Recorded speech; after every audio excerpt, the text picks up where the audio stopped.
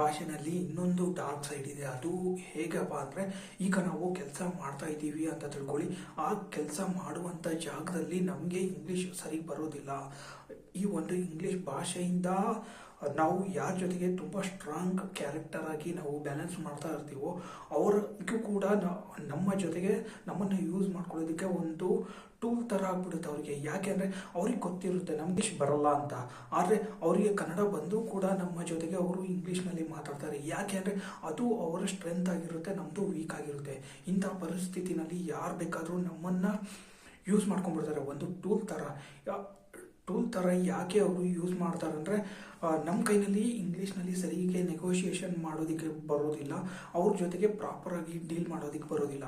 ಇದರಿಂದ ನಮಗೆ ತುಂಬ ಲಾಸ್ ಆಗುತ್ತೆ. ಯಾಕೆಂದರೆ ಈಗ ನಾವು ಪ್ರಮೋಷನ್ ತಗೋಬೇಕು ಅಥವಾ ನಾವು ಯಾವುದು ಒಂದು ಪ್ರಮೋಷನ್ಗೆ ನಾವು ಅಷ್ಟೊಂದು ಎಫರ್ಟ್ ಹಾಕಿರ್ತೀವೋ ಆ ಎಫರ್ಟ್ಗೆ ನಾವು ಒಂದು ಫೈನಲ್ ಡೀಲ್ ನಾವು ಮಾಡಬೇಕು ಅಂದರೆ ನಾವು ಅಲ್ಲೂ ಕೂಡ ನಾವು ಮಾತಾಡಬೇಕಾಗುತ್ತೆ. ಅಲ್ಲೂ ಕೂಡ ನಾವು ಪರ್ಫೆಕ್ಟಾಗಿ ಸ್ಟ್ರಾಂಗ್ ಆಗಿ ನಮ್ಮ ಪ್ರೆಸೆಂಟೇಷನ್ ಇಡಬೇಕಾಗುತ್ತೆ. ಆಗ ಅಲ್ಲಿ ನಮ್ಗೆ ಈ ಒಂದು ಪ್ರೆಸೆಂಟೇಷನು ಬಾಸ್ ಜೊತೆಗೆ ಇಡೋದಕ್ಕೆ ಆಗೋದಿಲ್ಲ. ಯಾಕೆಂದರೆ ಎದುರುಗಡೆ ಇರೋರು ಇದೇ ಒಂದು ಲ್ಯಾಂಗ್ವೇಜಲ್ಲಿ ಮಾಸ್ಟರ್ ಆಗಿರ್ತಾರೆ, ಆದರೆ ನಾವು ಇದಕ್ಕೆ ಆಗಿರೋದಿಲ್ಲ. ಅವ್ರಿಗಿಂತ ಕೂಡ ನಾವು ತುಂಬ ಚೆನ್ನಾಗಿ ಪರ್ಫಾರ್ಮ್ ಮಾಡ್ತೀವಿ. ಆದರೆ ಈ ಭಾಷೆನಲ್ಲಿ ನಮ್ಗೆ ಆಗಿರುವಂಥ ಈ ಒಂದು ಪ್ರಾಬ್ಲಮಿಂದ ನಾವು ಕರೆಕ್ಟಾಗಿ ಹ್ಯಾಂಡಲ್ ಮಾಡೋದಕ್ಕಾಗೋದಿಲ್ಲ. ಇದು ಒಂದು ತುಂಬ ದೊಡ್ಡ ಪ್ರಾಬ್ಲಮ್ಮು. ಈಗ ನಾನು ಇವಾಗ ಇಷ್ಟೊಂದೆಲ್ಲ ಇನ್ಫಾರ್ಮೇಷನ್ ಹೇಳಿದ ಮೇಲೂ ಕೂಡ ನಿಮ್ಮ ಮೈಂಡ್ ಮೇಲೆ ನೆಗೆಟಿವ್ ಇಂಪ್ಯಾಕ್ಟ್ ಹೋಗ್ತಾ ಇದೆ. ಯಾಕೆ ಅಂದರೆ ಈಗ ಇಷ್ಟೆಲ್ಲ ಪ್ರಾಬ್ಲಮ್ಗಳಿಂದ ಸಾಲ್ವ್ ಆಗಬೇಕು ಅಂದರೆ ಈ ಇಂಗ್ಲೀಷ್ ಭಾಷೆನ ಕಲಿಬೇಕು ಅಂತಾನೆ ಪ್ರತಿಯೊಬ್ಬರು ಮೈಂಡಲ್ಲೂ ಕೂಡ ಇದೇ ಥಾಟ್ ಓಡ್ತಾ ಇರುತ್ತೆ. ಆದರೆ ಸತ್ಯ ಇದು ಅಲ್ಲ. ಸತ್ಯ ಏನಪ್ಪ ಅಂದರೆ, ನಮ್ಮ ದೇಶದಲ್ಲಿ ಈಗ ನಾವು ಕರ್ನಾಟಕದಲ್ಲಿದ್ದೀವಿ, ನಾವು ಕನ್ನಡ ಮಾತಾಡ್ತೀವಿ, ಇದೇ ನಮ್ಮ ತಾಕತ್ತು. ಈಗ ಇಂಗ್ಲೀಷ್ ಭಾಷೆ ಈಗ ಮೇಲ್ನೋಟಕ್ಕೆ ಇಷ್ಟೊಂದು ಸ್ಟ್ರಾಂಗ್ ಕಾಣಿಸ್ತಾ ಇದೆ, ನಮ್ಗೆ ಇಷ್ಟೊಂದೆಲ್ಲ ಪ್ರಾಬ್ಲಮ್ಗಳು ಕಾಣಿಸ್ತಾ ಇದೆ ಅಂದರೆ ಇದು ಬರೀ ಮೇಲ್ನೋಟಕ್ಕೆ. ಇದು ಇನ್ನೂ ಸ್ವಲ್ಪ ಡೀಪಾಗಿ ಹೋದರೆ ಇನ್ನೂ ಏನೇನು ಪ್ರಾಬ್ಲಮ್ಗಳು ಇರ್ಬೋದು. ನಮ್ಮ ಲೈಫ್ನಲ್ಲಿರುವಂಥ ಏನು 999 ಪ್ರಾಬ್ಲಮ್ಗಳು ಇದ್ದಾವೋ ಆ ಎಲ್ಲ ಪ್ರಾಬ್ಲಮ್ಗಳಿಗೂ ಈ ಒಂದು ಇಂಗ್ಲೀಷ್ ಭಾಷೆಗೂ ಪ್ರಾಬ್ಲಮ್ ಲಿಂಕ್ ಇದ್ದೇ ಇದೆ. ಈಗ ನಮ್ಮ ಲೈಫ್ನಲ್ಲಿರುವಂಥ ಆ 999 ಪ್ರಾಬ್ಲಮ್ಸ್ ಏನಿದಾವೋ ಅದು ಸಾಲ್ವ್ ಆದರೆ ಈ ಭಾಷೆ 10 ನಿಮಿಷ ಕೂಡ ನಮ್ಮ ದೇಶದಲ್ಲಿ ಇರೋದಿಲ್ಲ. ಯಾಕೆ ಹೇಳಿ? ಆ ಎಲ್ಲ ಪ್ರಾಬ್ಲಮ್ಗಳು ಸಾಲ್ವ್ ಆಗಿದ ಮೇಲೆ ನಾವು ನೆಕ್ಸ್ಟ್ ಯಾವ ಪ್ರಾಬ್ಲಮ್ ಇದೆ ಅನ್ನೋದು ನಾವು ಹುಡುಕ್ತೀವಿ. ಆಗ ಆ ಪ್ರಾಬ್ಲಮ್ ಹುಡುಕಿದ್ರೆ ಆ ಒಂದು ಪ್ರಾಬ್ಲಮ್ಗಳ ಲೀಸ್ಟ್ನಲ್ಲಿ ಈ ಇಂಗ್ಲೀಷ್ ಅನ್ನೋದು ಟಾಪ್ನಲ್ಲಿರುತ್ತೆ. ಇದನ್ನು ಎಷ್ಟು ಬೇಗ ನಾವು ಕಿತ್ಬಿಸಾಕ್ತೀವಿ ಹೇಳಿ? ಯಾಕೆಂದರೆ ಇನ್ನು ಉಳಿದಿರುವಂಥ ಎಲ್ಲ ಪ್ರಾಬ್ಲಮ್ಗಳು ಸಾಲ್ವ್ ಆಗಿದೆ ಅಂದರೆ ಈ ಒಂದು ಪ್ರಾಬ್ಲಮ್ ಅನ್ನೋದು ನಮಗೆ ಈ ಇಂಗ್ಲೀಷ್ ಭಾಷೆ ಅನ್ನೋದು ಒಂದು ಪ್ರಾಬ್ಲಮ್ ಅಂತಲೇ ಕಾಣಿಸೋದಿಲ್ಲ. ಆಗ ನಾವು ನಮ್ಮದೇ ಆದಂಥ ಸ್ವಂತ ಭಾಷೆನ ಯೂಸ್ ಮಾಡ್ತೀವಿ. ಈ ಇಂಗ್ಲೀಷ್ ಭಾಷೆ ಅನ್ನೋದು ನೀವು ನೋಡಿ, ರೀಸೆಂಟಾಗಿ ನೋಡ್ಬೋದು, 500 ರೂಪಾಯಿ ನೋಟ್ ಬ್ಯಾನ್ ಆಗಿತ್ತಲ್ವ. ಇದ್ದಕ್ಕಿದ್ದಾಗೆ ರಾತ್ರೋರಾತ್ರಿ ಆ ಒಂದು ನೋಟ್ಗೆ 1 ಪೈಸಾ ಕೂಡ ಬೆಲೆ ಇರಲಿಲ್ಲ. ಅದೇ ಥರನೇ ಈ ಭಾಷೆಗೂ ಕೂಡ 1 ಪೈಸಾನೂ ಬೆಲೆ ಇರೋದಿಲ್ಲ. ಆದರೆ ನೋಡೋದಕ್ಕೆ ನಮ್ಮ ಕಣ್ಣಿಗೆ ಎಷ್ಟು ಸ್ಟ್ರಾಂಗ್ ಆಗಿ ಕಾಣಿಸ್ತಾ ಇದೆ, ಕರೆಕ್ಟಾ? ಈ ಭಾಷೆ ಇಲ್ಲದೆ ನಮಗೆ ಜೀವನ ನಡೆಯೋದಿಲ್ಲ, ನಮ್ಮ ಕೆಲಸನೂ ನಡೆಯೋದಿಲ್ಲ. ಅಂದರೆ ನಮ್ಮ ಪೂರ್ತಿ ಲೈಫೇ ಬ್ಲಾಕ್ ಆಗಿಬಿಡುತ್ತೆ ಅನ್ನೋ ಥರ ನಮ್ಮ ಕಣ್ಣಿಗೆ ಕಾಣಿಸ್ತಾ ಇದೆ. ಇಲ್ಲ, ಅಷ್ಟೊಂದು ಸ್ಟ್ರಾಂಗ್ ಇಲ್ಲ ಇದು. ಈಗ ನಾನು ಹೇಳ್ತಾ ಇರೋದು ಇದು ತುಂಬ ಇಂಪಾರ್ಟೆಂಟು. ಯಾಕೆ ಅಂದರೆ ಈಗ ನಮ್ಮ ದೇಶದಲ್ಲಿ ಲ್ಯಾಂಗ್ವೇಜ್ ಮತ್ತು ಸ್ಟೇಟ್ ಬಾರ್ಡರ್ ಪ್ರಾಬ್ಲಮ್ ಇದೆ ಅಲ್ವಾ, ಈ ಥರದ್ದು ಪ್ರಾಬ್ಲಮ್ಗಳು ಇರ್ತಾನೆ ಇರಲಿಲ್ಲ ಈ ಒಂದು ಇಂಗ್ಲೀಷ್ ಭಾಷೆ ಇಲ್ಲದೆ ಹೋಗಿದ್ರೆ. ಅದಕ್ಕೆ ಬೆಸ್ಟ್ ಎಕ್ಸಾಂಪಲ್ ಏನಪ್ಪ ಅಂದರೆ, ಈಗ ನೀವು ಬೆಂಗಳೂರಿನಲ್ಲಿ ಗ್ರೌಂಡ್ನಲ್ಲಿ ಒಂದು 4-5 ಅಂಗಡಿ ಅಥವಾ ನೀವು ಒಂದು ಏರಿಯಾದಿಂದ ಒಂದು 4 ಕಿಲೋಮೀಟರ್ ಓಡಾಡಿ ಆ ಮಧ್ಯದಲ್ಲಿ 8-10 ಜನರಿಗೆ ನೀವು ಮಾತಾಡಿ. ಆ ಒಂದು 8-10 ಜನರಲ್ಲಿ ಪ್ರತಿಯೊಬ್ಬರಿಗೂ 2-2, 3-3, 4-4, 5-5 ಲ್ಯಾಂಗ್ವೇಜ್ ಮಿನಿಮಮ್ ಬಂದೇ ಬರುತ್ತೆ. ಈಗ ಯಾರು ಕೆಲಸ ಮಾಡ್ತಾರೋ ಆ ಕೆಲಸ ಮಾಡೋ ಜಾಗದಲ್ಲಿ ಮಾತ್ರ ಇಂಗ್ಲೀಷ್ ಮಾತಾಡ್ತಾರೆ. ಆದರೆ ಗ್ರೌಂಡ್ನಲ್ಲಿ ನೀವು ಹೋದರೆ, ಇವಾಗ ಪಕ್ಕದ ರಾಜ್ಯದವರು ಬಂದರೆ ಅವರು ಕನ್ನಡದಲ್ಲಿ ಕೂಡ ಮಾತಾಡ್ತಾರೆ. ನಮ್ಮ ಕರ್ನಾಟಕದವರು ಕೂಡ ತಮಿಳು, ತೆಲುಗು, ಮಲಯಾಳಂ ಪ್ರತಿಯೊಂದು ಲ್ಯಾಂಗ್ವೇಜು ಕೂಡ ಮಾತಾಡ್ತಾರೆ. ಈಗ ನಾರ್ತಿಂದ ಬಂದಿರೋರು ಅವರು ಹಿಂದಿನಲ್ಲಿ ಮಾತಾಡಿದ್ರೆ ಇಲ್ಲಿರೋರು ಹಿಂದಿನಲ್ಲೂ ಕೂಡ ಮಾತಾಡ್ತಾರೆ. ಇಲ್ಲಿರುವಂಥ ಎಷ್ಟೋ ಜನರು ನಾರ್ತ್ ಇಂಡಿಯನ್ ಲ್ಯಾಂಗ್ವೇಜು ಕೂಡ ತುಂಬ ಚೆನ್ನಾಗಿ ಕಲ್ತಿದ್ದಾರೆ. ಆದರೆ ಈಗ ಬೆಂಗಳೂರಿನಲ್ಲಿ ಯಾರಾದರೂ ಒಬ್ಬರು ಇದ್ದಾರೆ ಅಂದರೆ ಅವರಿಗೆ ಕಡಿಮೆ ಆದ್ರೂ ತಮಿಳು, ತೆಲುಗು, ಮಲಯಾಳಂ, ಕನ್ನಡ ಇಲ್ಲಿರುವಂಥ ಆಲ್ಮೋಸ್ಟ್ ಅಲ್ಲಿ ಎಲ್ಲ ಲ್ಯಾಂಗ್ವೇಜ್ಗಳು ಒಬ್ಬರು ಮಾತಾಡ್ತಾರೆ ಮಿನಿಮಮ್ಮು.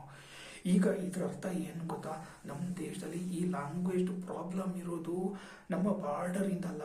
ಈಗ ತಮಿಳ್ನಾಡು, ತೆಲುಗು, ಮಲಯಾಳಂ ಇವ್ರ ಕಡೆಯಿಂದ ಏನು ಪ್ರಾಬ್ಲಮ್ ಇಲ್ಲ. ಪ್ರಾಬ್ಲಮ್ ಇರೋದೇ ಈ ಒಂದು ಇಂಗ್ಲೀಷ್ ಲ್ಯಾಂಗ್ವೇಜಿಂದ.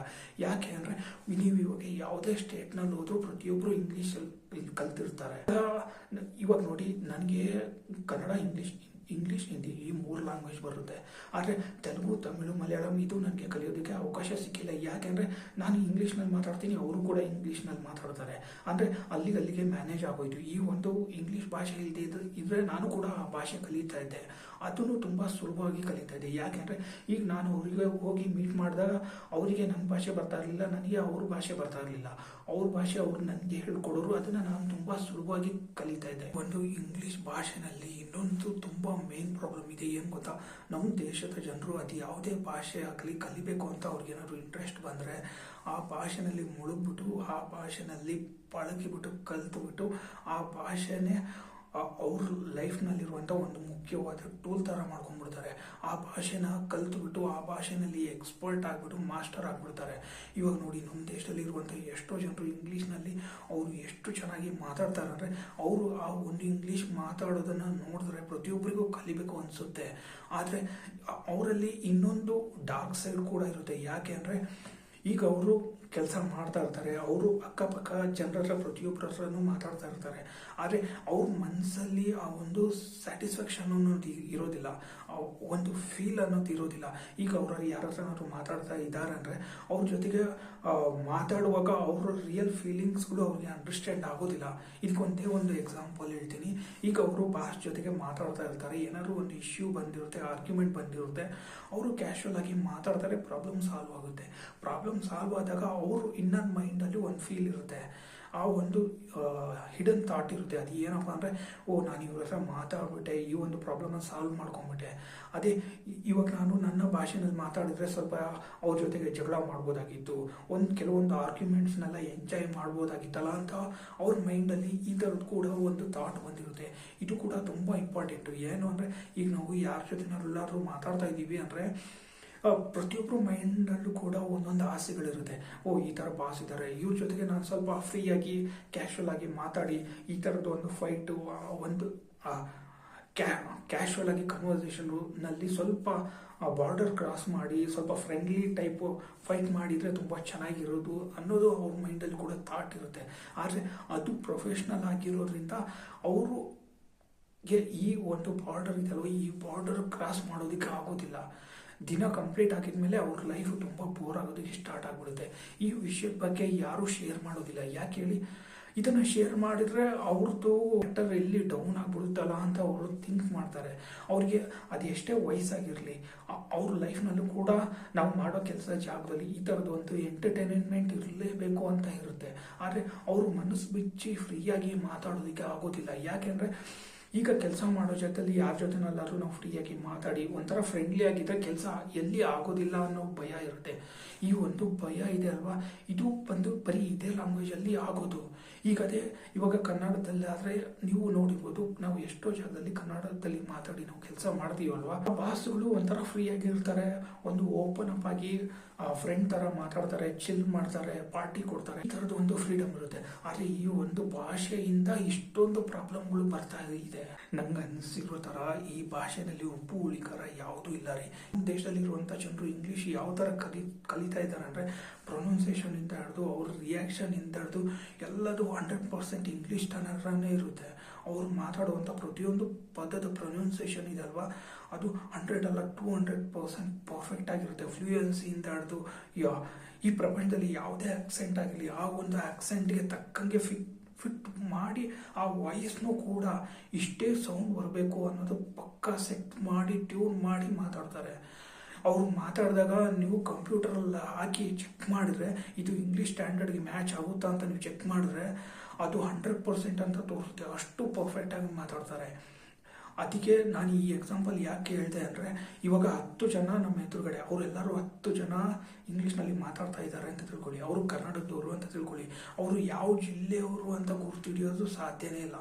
ನೀವು ಬೇಕಾದ್ರೆ 1 ವರ್ಷ ಅಲ್ಲ 2-3 ವರ್ಷ ನೇರವಾಗಿ ಅವ್ರ ಹತ್ರ ಮಾತಾಡ್ತಾ ಇದ್ರಿ, ಆದರೆ ಅವರು ಯಾವ ಊರಿನವರು ಅಂತ ಗುರ್ತಿಡಿಯೋದಕ್ಕೆ ಸಾಧ್ಯ ಇಲ್ಲ. ಅಷ್ಟೊಂದು ಕ್ಲಿಯರ್ ಆಗಿ ಪರ್ಫೆಕ್ಟ್ ಆಗಿ ಕಲಿತಾರೆ. ನಮ್ಮ ದೇಶದ ಜನರಿಗೆ ಇಂಗ್ಲಿಷ್ ಭಾಷೆ ಅನ್ನೋದು ಅಷ್ಟೊಂದು ಹುಚ್ಚಾಗ್ಬಿಟ್ಟಿದೆ. ಅಪ್ಪ, ಇದರಿಂದ ಕೂಡ ಒಂದು ಪ್ರಾಬ್ಲಮ್, ಅವರು ಯಾರು ಈ ಥರ ಮಾತಾಡ್ತಾರೋ ಅವ್ರಿಗೂ ಕೂಡ ಇರಿಟೇಟ್ ಆಗ್ತಾ ಇರುತ್ತೆ. ಏನಪ್ಪ ಇದು, ಈ ಭಾಷೆ ನಾನು ಯಾಕೆ ಕಲಿತೆ ಅಂತ ಹೇಳ್ತಾರೆ. ಆದರೆ ನೀವು ಅವ್ರ ಜೊತೆಗೆ ನೀವು ನೇರವಾಗಿ ಹೋಗಿ ಕನ್ನಡದಲ್ಲಿ ಮಾತಾಡಿದಾಗ ಅವರು ಎಷ್ಟು ಕ್ಲಿಯರ್ ಆಗಿ ಕನ್ನಡ ಮಾತಾಡ್ತಾರೆ ಅಂದರೆ, ಅವರು ಕನ್ನಡನೂ ಕೂಡ ತುಂಬ ಅದ್ಭುತವಾಗಿ ಮಾತಾಡ್ತಾರೆ. ಅವರು ಮಾಡ್ತಾ ಇರುವಂಥ ಈ ಕೆಲಸದಿಂದ ಅವ್ರಿಗೆ ಇಷ್ಟೊಂದು ಪ್ರಾಬ್ಲಮ್ ಆಗಿದೆ. ನೋಡಿ, ನಾನು ಇದು ರಿಯಲ್ ಲೈಫ್ನಲ್ಲಿ, ಡೈಲಿ ಲೈಫ್ನಲ್ಲಿ ಆಗಿರುವಂಥ ಪ್ರಾಬ್ಲಮ್ಸ್ಗಳ ಬಗ್ಗೆ ಮಾತಾಡಬೇಕು ಅಂತ ಇವತ್ತು ನಾನು ಟ್ರೈ ಮಾಡಿದೆ. ಆದರೆ ಇದರಲ್ಲಿ ನಾನು ಇಲ್ಲಿವರೆಗೂ ಏನೇನು ಮಾತಾಡಿದ್ದೀನೋ ಇದೆಲ್ಲ ಬರೀ ಕೆಲಸ ಮಾಡೋ ಜಾಗದಲ್ಲಿ ಆದಂಥ ಪ್ರಾಬ್ಲಮ್ಗಳೇ ಆಗೋಯ್ತು. ಈಗ ರಿಯಲ್ ಲೈಫ್ನಲ್ಲಿ ಆದಂಥ ಪ್ರಾಬ್ಲಮ್ಗಳ ಬಗ್ಗೆ ಮಾತಾಡಬೇಕು ಅಂದರೆ ಅದ್ರ ಬಗ್ಗೆನೇ ಒಂದು ಡೆಡಿಕೇಟೆಡ್ ಆಗಿ ಪೂರ್ತಿಯಾಗಿ ನಾನು ಮಾತಾಡಬೇಕು ಅನಿಸುತ್ತೆ.